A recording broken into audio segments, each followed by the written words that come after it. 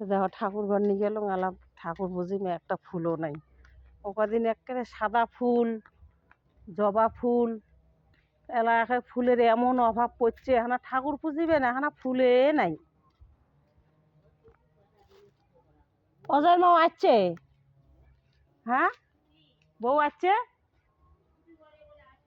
তা হয় নাই এলা ছুটি। মুই সকালে ফোন করছু, ওই বড় ছুটির যে লাইন ধরে কতক্ষণে এলা ছুটি হয়। বুয়াদা নাই, মুই নে কছুম সকালে ছুটির টিকিট লেখিবে, টিকিট কেন দিয়ে এসে তোর পুজো দেওয়া শেষ? ফুলে নাই, ওই যে ওদিন নিস কয়টা, মুই এই যে 4-5টা নিলুম। হ্যাঁ সিরিম ওই যে দেখিনি এখানে পায়খানা ঠাইখানা আইলে এখানে হারবিট দিয়ে পরিষ্কার করলুম, লাল হয়েছে, কাম করে না সবগুলো। মহারানী ভিক্টোরিয়া ওইলে ঘষি ঘষি ধুয়ে ঠুইয়ে মাথা ঢাতা শ্যাম্পু করলুম, করি ঠরি। ওলে হচ্ছে রাজরানী ঘরের ছাওয়া, ওলে কি করে, ওলে বড় লোকের বেটি, বাড়ি ধাত্তি ঢোকে 14বার হাগিবে, পরিষ্কার করবে না।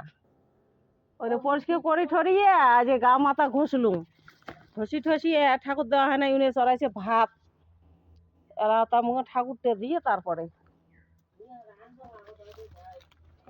এলা তার একটা ফুল পুলি একরে ঘুরি বেড়ে যাচ্ছ, একটা গছে তো ফুল নাই।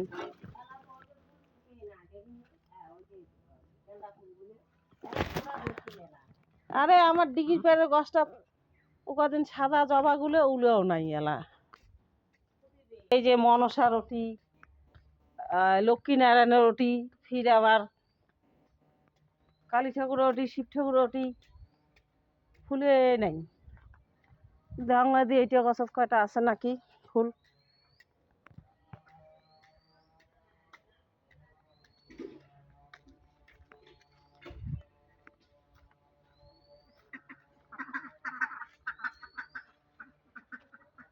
হাতের দেশত পোয়ালের মঙ্গা।